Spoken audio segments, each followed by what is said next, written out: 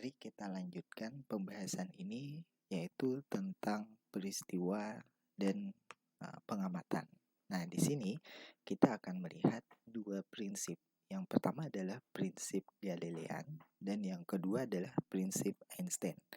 Prinsip Galilean itu bukan relativitas khusus, tetapi prinsip Einstein yang relativitas khusus. Jadi kita akan pelajari dulu bagaimana konsep sebelum relativitas khusus, yaitu prinsip Galilean, dan bagaimana konsep relativitas khusus, yaitu prinsip Einstein tadi. Nah, di sini sebelum relativitas khusus, prinsip Galilean itu berbicara seperti ini. Hukum mekanika berlaku bagi pengamat di kerangka acuan manapun. Nah, apa sih yang dimaksud dengan hukum mekanika? Pertama, di dalam hukum mekanika kita punya hukum Newton. Dan tentu ada 1, 2, 3. Kemudian kita punya hukum kekekalan energi. Nah, di sini juga dalam pembahasan mekanika kita selalu menggunakan hukum kekekalan energi. Kemudian ada juga hukum kekekalan momentum. Nah, inilah yang dimaksud dengan hukum mekanika ya. Dan prinsip Galilean itu menyebutkan bahwa hukum ini itu berlaku bagi pengamat di kerangka acuan manapun. Nah, seperti biasa kita lihat di sini ada dua kerangka acuan. Yang pertama kerangka acuan S dan yang kedua adalah kerangka acuan S aksen. Dan seperti biasa kerangka acuan S aksen itu memiliki kecepatan sementara kerangka acuan S itu diam. Nah, kalau dua kerangka acuan ini kita analogikan, maka kerangka acuan S aksen ini adalah pengamat misalnya yang sedang naik mobil dan dia melaju dengan kelajuan tertentu. Sementara kerangka acuan S yang diam ini itu adalah pengamat yang ada di pinggir jalan, jadi di tepi jalan, dan dia hanya diam saja. Nah, ketika kita melihat misalnya di tengah jalan itu ada sebuah bola, katakanlah di sini memiliki massa M, massanya M, dan bolanya ini digambarkan dengan warna hitam ya di sini. Kemudian bola tersebut mengalami satu percepatan. Dan tentu kita akan menganalisa lewat hukum Newton bahwa dia pasti mengalami satu gaya karena ada percepatan geraknya. Nah, hukum Newton itu berlaku baik bagi pengamat yang ada di dalam mobil yang ini maupun pengamat yang ada di tepi jalan. Jadi dua-duanya akan mengukur gaya misalnya melalui satu alat akselerometer misalnya. Mereka akan mendapatkan nilai gaya itu sama gitu. Nah, bagaimana dengan hukum kekalan yang lain? Misalnya ini, kalau tadi hukum Newton yang hukum kekalan momentum. Kita perhatikan gambar yang di sebelah sini. Nah, gambar di sebelah sini seperti biasa ada dua kerangka acuan. Pertama kerangka acuan S dan yang kedua adalah kerangka acuan S aksen. Nah, kerangka acuan S aksen adalah kerangka acuan yang bergerak ke kanan dengan kelajuan 9 meter per detik. Sementara kerangka acuan S itu adalah kerangka acuan yang diam. Nah, di dalam sini dua kerangka acuan ini itu akan mengamati bahwa ada dua partikel atau dua objek, katakanlah dua bola 1 dan bola 2 dengan massa yang berbeda, namun bola 1 memiliki kelajuan 9 meter per detik. Nah, bola 2 kelajuannya 0, artinya bola 2 diam.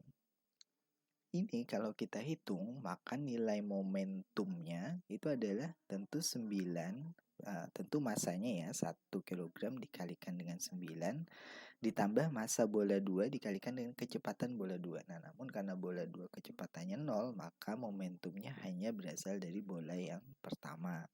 Dua bola ini mengalami tumbukan. Dan kita tahu hukum kekalan momentum, jumlah momentum total sebelum dan sesudah tumbukan itu adalah sama, yaitu 9 kg meter per detik. Nah, dari sini pengamat yang ada di S, ini pengamatnya diam ya di dalam kerangka acuan S, tentu dia mengukur bahwa momentum awal 9 kg meter per detik dan setelah tumbukan momentum akhirnya pun juga 9 kg meter per detik.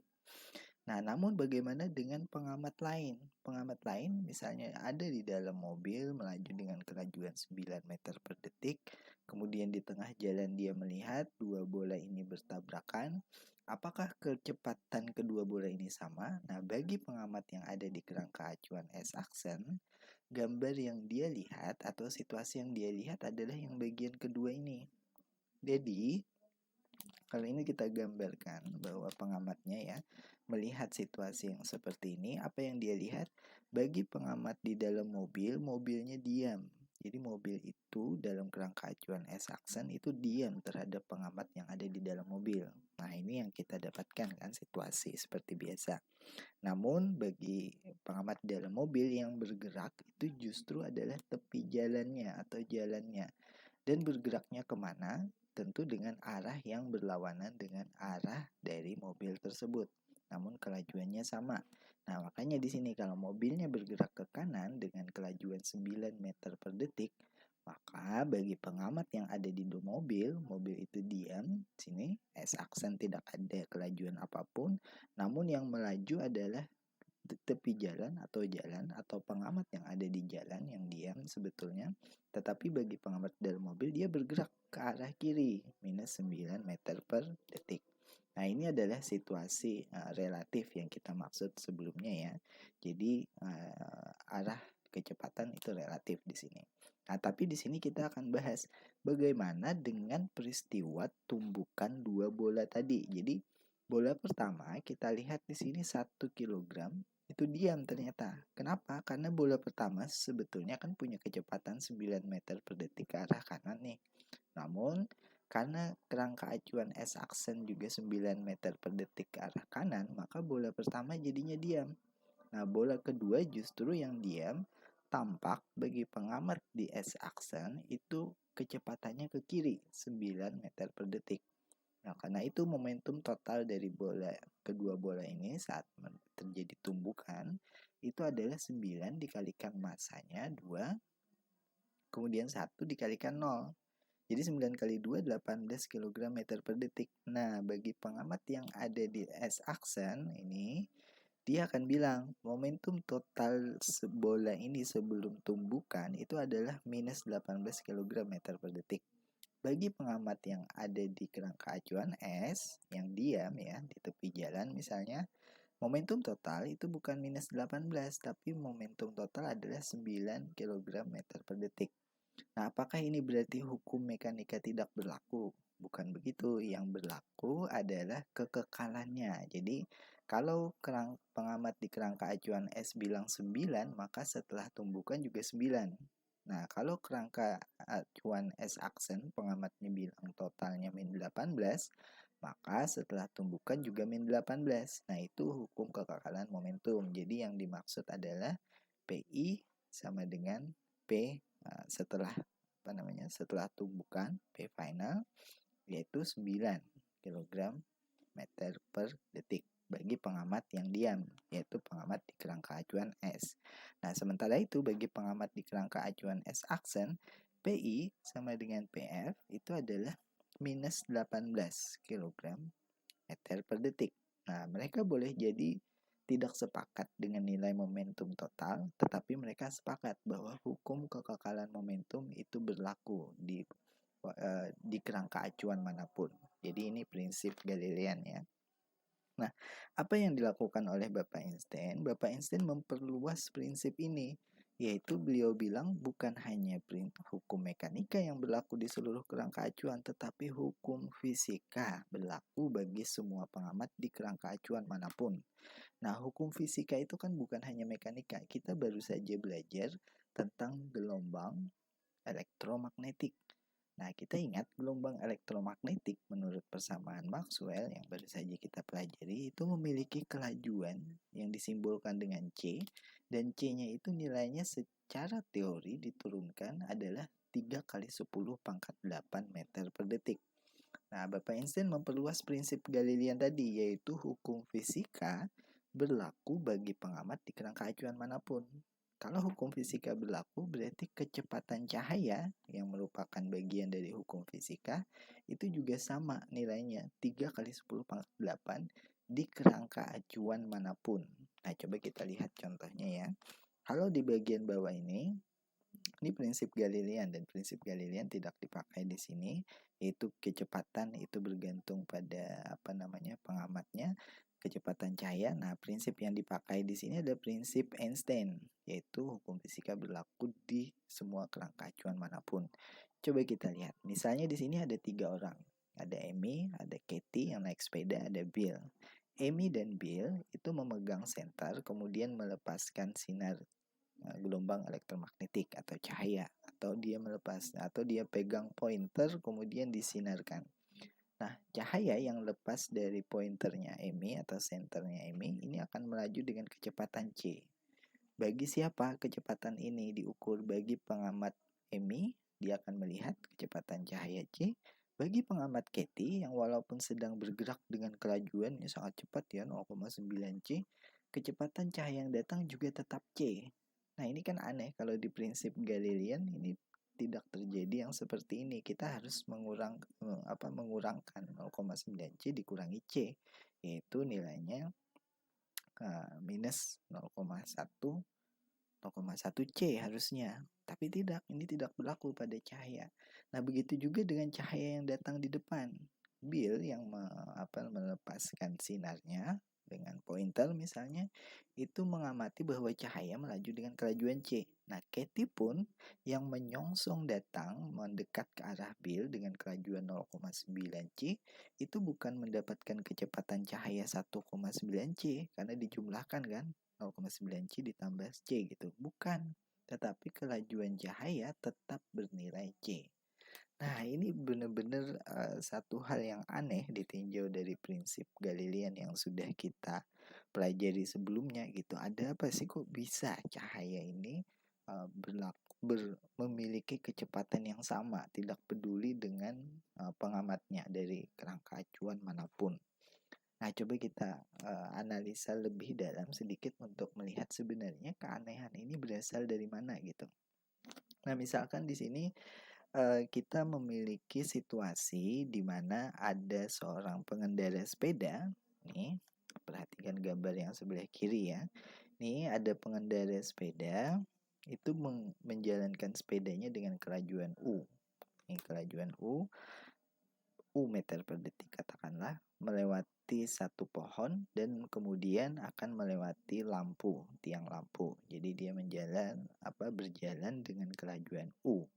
Nah, di sini pengendara sepeda diamati oleh orang yang berada di kerangka acuan yang diam dengan terhadap sepeda tersebut, yaitu kerangka acuan S ya. Jadi ingat kalau S itu kerangka acuannya diam. Oke.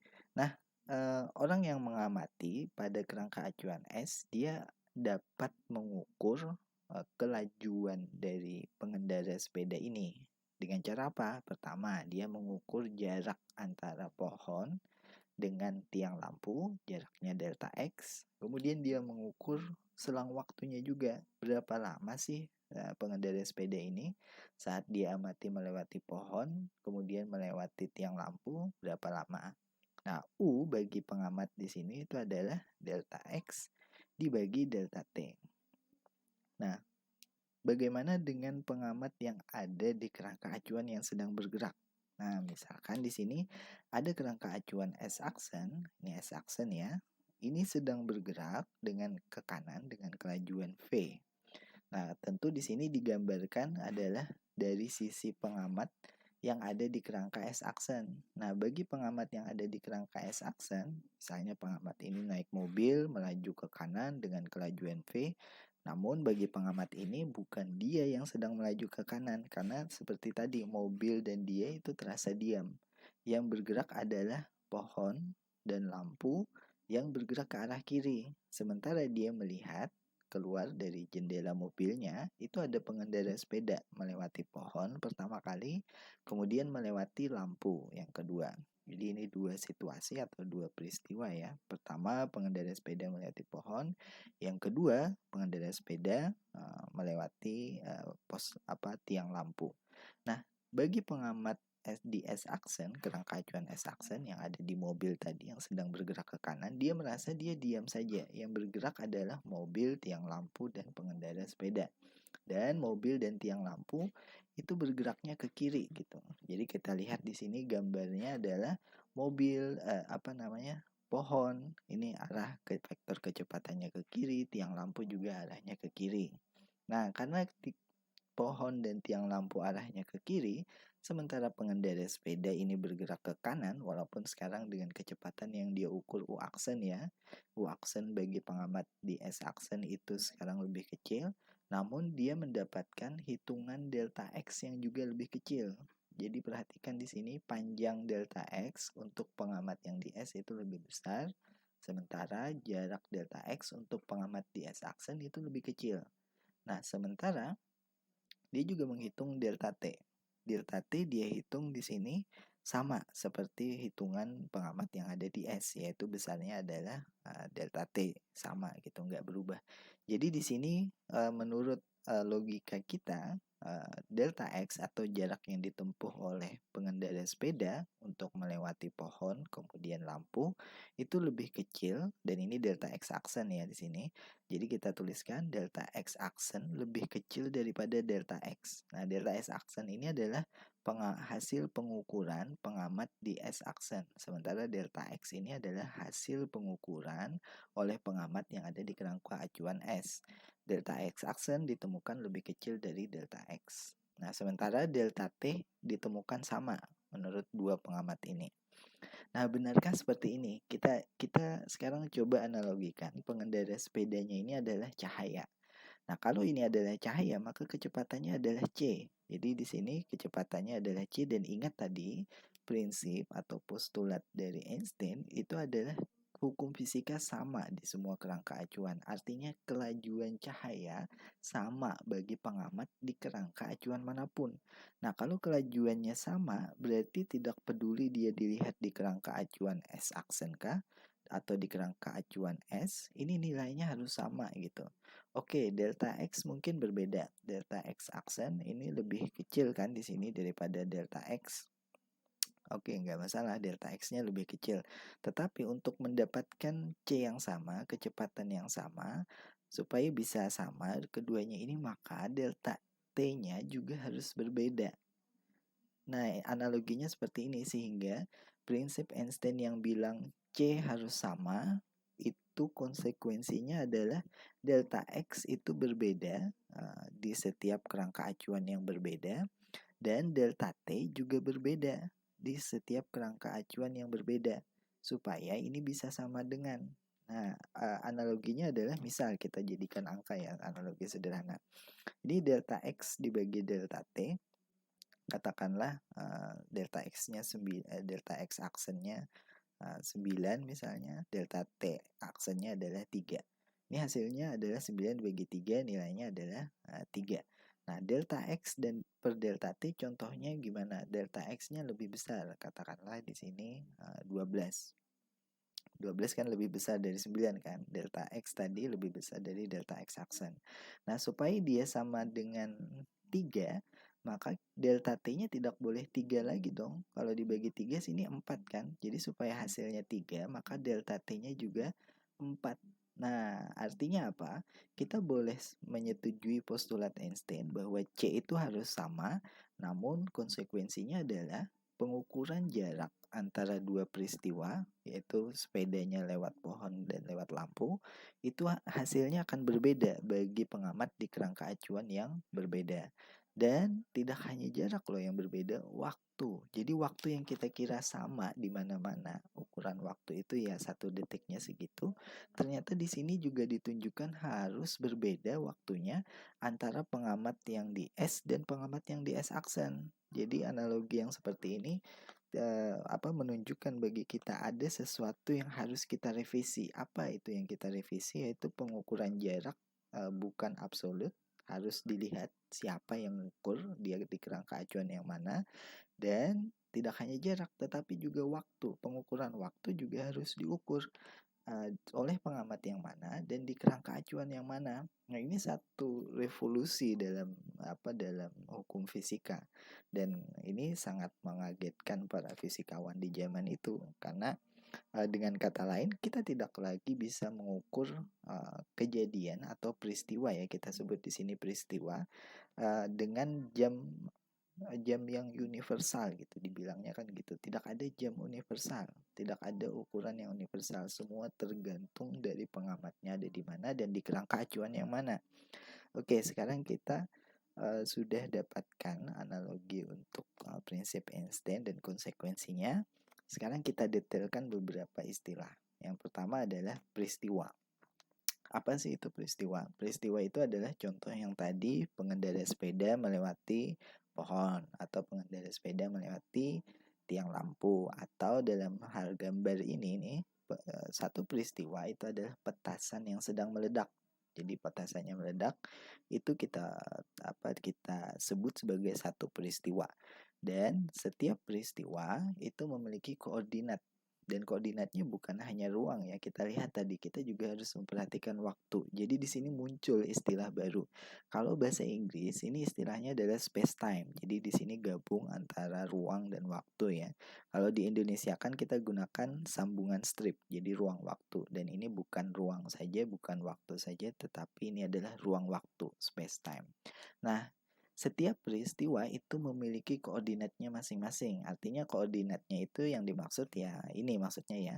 Koordinat itu adalah X, Y, Z. Nah, X-nya berapa, Y-nya berapa, Z-nya berapa, dan juga T-nya berapa. Nah, ini yang menarik karena koordinat space time seperti ini tidak kita temukan di pelajaran sebelumnya. Nah, X, Y, Z, T itu bisa diukur oleh siapa aja? Oleh pengamat DS aksen, berarti dia X aksen, Y aksen, Z aksen, T aksen, atau bisa diukur oleh pengamat DS di kerangka acuan yang diam tadi, ya, X, Y, Z, dan T. Nah, ini hasil pengukurannya. Oke, sekarang bagaimana sih kita menentukan pengukuran? Nah, kita gunakan cara yang sederhana, dan ini virtual, ya, maksudnya tidak benar-benar ada di setiap ruang. Caranya bagaimana? Kita bikin aja garis bantu gitu. Jadi ini kerangka acuan S, ya. Nih kerangka acuan S yang di sini kita gambarkan seperti ini. Garis bantunya yaitu ada garis meteran di sini, ini ada meteran, dan setiap batas ini adalah 1 meter. Nah, ini 1 meter misalnya, ini juga 1 meter, dan ini adalah garis bantu saja. Kemudian di setiap perpotongan 1 meter kita tempatkan jam. Nah, ingat, ini prinsip yang sangat penting dalam relativitas, yaitu ada jam yang bisa digunakan sebagai acuan untuk mengukur peristiwa yang terjadi di sekitarnya. Nah, misal di sini terjadi peristiwa apa tadi? Di sini ada peristiwa ledakan sebuah petasan. Nah, kita akan mengukur ledakan petasan ini dalam koordinat ruang waktu. Nah, bagi kita di sini koordinat ruang waktunya, atau bagi pengamat yang ada di kerangka acuan S, ya, kita perkirakan koordinatnya adalah, katakanlah kita ambil titik yang paling dekat, ya, di sini berarti. Nah, ini koordinatnya berarti ruang waktunya, koordinat ruang waktu, space time, kita bisa tuliskan yaitu 1 ke sini, 2, X, berarti X-nya 2, Y-nya berapa? 1, 2, Y-nya 2 juga 2, Z-nya tidak digambarkan, berarti kita boleh tuliskan 0 di sini, dan T-nya kapan? Nah, T-nya kita bisa lihat dengan jam yang ada di dekat peristiwa ini terjadi. Nah, itu cara mengukurnya, yaitu jam ini, katakanlah di sini menunjukkan jam 3 kurang 5 menit. Jadi kita tulis saja misalnya jam 2 lewat 50. Nah, ini cara menentukan cara mengukur posisi dan waktu. Ini posisinya, ini waktunya di kerangka acuan S.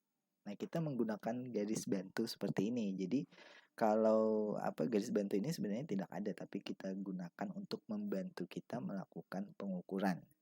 Nah, bagaimana di kerangka acuan S aksen?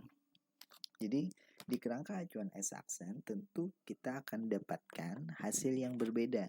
Di sini kita lihat gambarnya.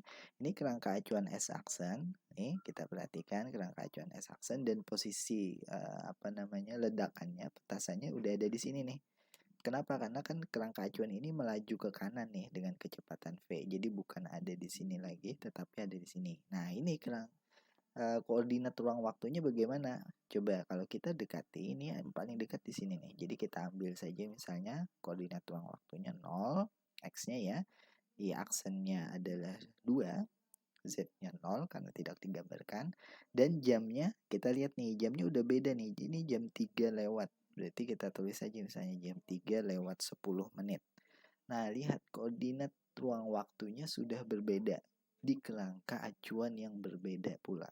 Nah, ini prinsip dasar dalam pengukuran di relativitas khusus. Jadi, kita akan menggunakan cara yang seperti ini ya, mulai dari sekarang. Ketika kita melakukan pengukuran, kita anggap di kerangka acuan tersebut seakan-akan itu ada garis bantu yang bisa menentukan posisinya di mana, dan ada jam di setiap titik tersebut di garis bantu itu yang bisa kita baca jam berapa saat itu. Oke, ini prinsip atau cara yang sangat penting, dan saya harap kalian semua mempelajarinya. Kembali ulang lagi videonya, kalau belum paham bisa tanya dosennya nanti. Oke. Setelah ini kita akan lakukan latihan singkat dan kemudian pembahasan soal. Terima kasih, silahkan dipelajari.